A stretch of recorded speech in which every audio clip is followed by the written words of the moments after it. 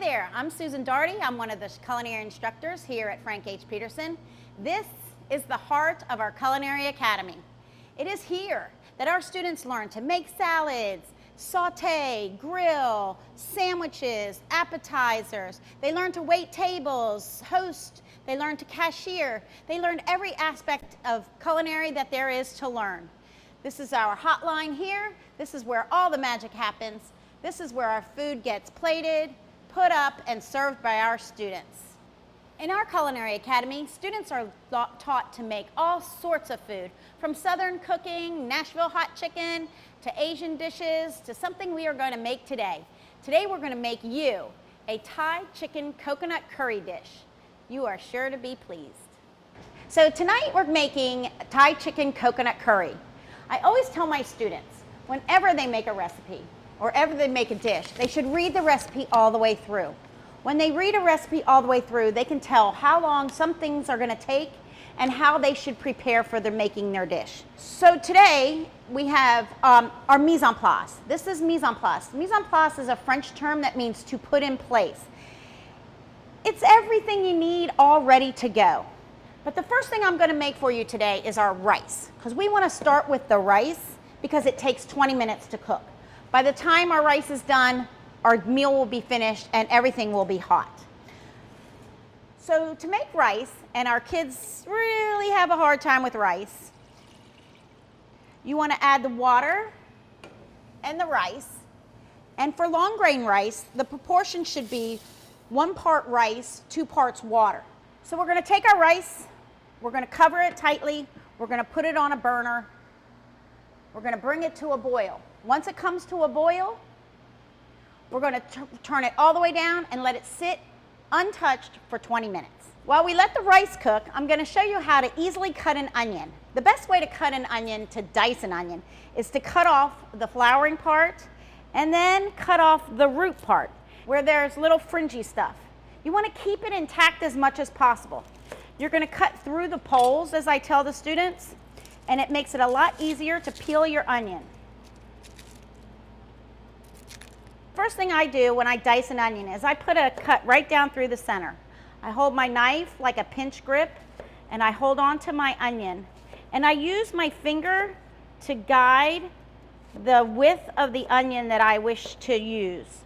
In this case, I want to use a small dice. I don't want a big chunky piece of onion in my curry. Then we turn it to the side and we use what's called the claw grip, and you just slice down using your knuckles to guide, again, the width of your cut. So while our oil is heating, I'm going to peel some garlic. Easiest way to peel garlic is to smash the garlic clove with the side of your knife, and it should pop right out, as it's doing for me right now. Chopping it up, turn it sideways. So we want to get this into a fine mince. Nobody wants to chew down on a big piece of garlic when they're eating a tasty dish like this. The garlic is there for flavor, not for texture. So our oil is ready, it's shimmering. We're going to add our onions. You hear that? Onion sizzling. Now we're going to turn it down. We don't need it quite so high. We just want these onions to sizzle and just turn a light golden brown. Shake that around a little bit. So our onions are finished and we're ready to add our chicken. These are boneless, skinless chicken thighs. I like to use chicken thighs because they're more forgiving, they're juicier, they just have a little bit more flavor. They won't dry out like a chicken breast does. These chicken thighs have been salted. When you salt your meat hours before you're going to use it, it helps to make the meat much more juicy, much more tender, and have a lot more flavor. So we're gonna let these chicken thighs brown. You can see our rice is boiling, so I have turned it down. And we're gonna let that cook for 20 minutes. Okay, so while our chicken is cooking, we're going to shred up our carrots. When I was a little kid, my mom used to make me shred all the cheese for the tacos.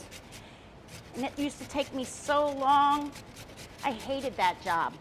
Now I can shred in just less than a minute.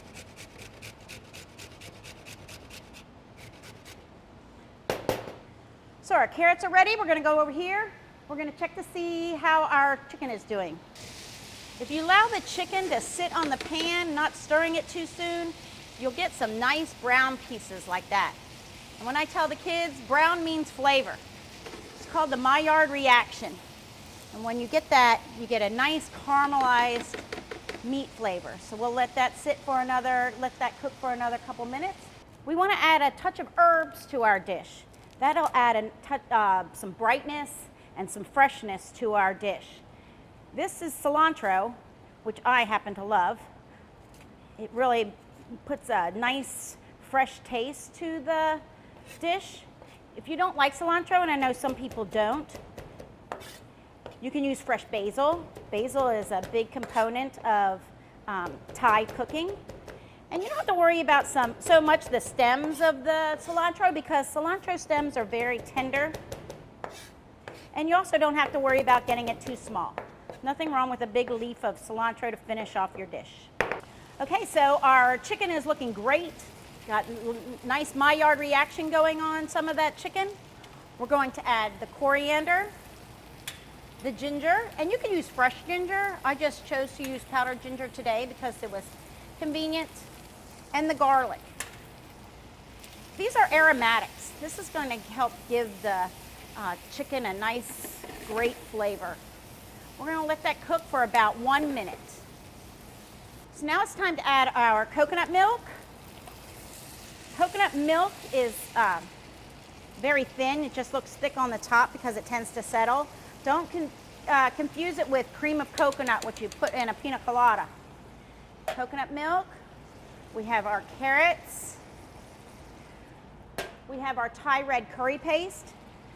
This isn't curry like you think of Indian curry. This is a little spicy, but not too spicy, Thai seasoning. Teaspoon of salt, half teaspoon of pepper. So we're going to stir this all over.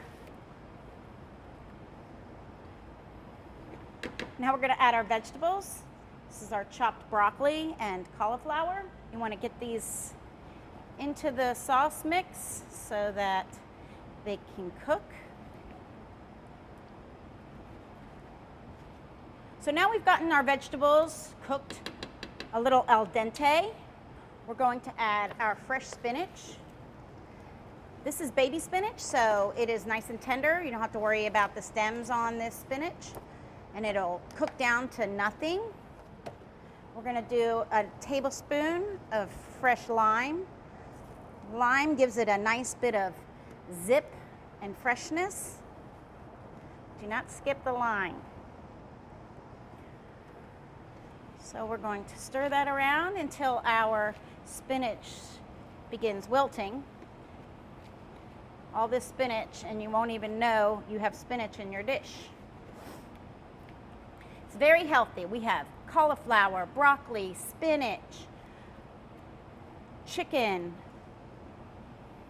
coconut milk, all kinds of good stuff in this dish. So now our spinach has started to wilt. We're going to add in our brown sugar. We're going to add just another touch of salt. And we use kosher salt at our school. Kosher salt's easy to pinch and sprinkle and get a feel for how much we're adding. So our dish is looking great. It's beautiful, has lots of color, has lots of vegetables, it has nice protein. But we need to taste our food. You always taste your food, so in case you need to add anything to it. And that is just so delicious. So we are going to turn this off. We're going to come over here and we're going to check our rice.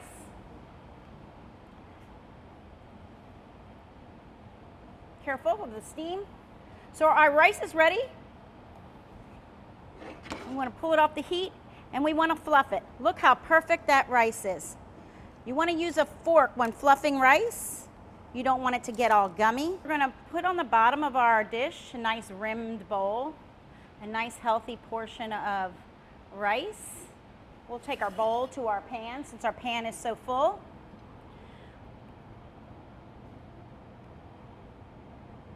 And we'll just serve up some of our lovely vegetables.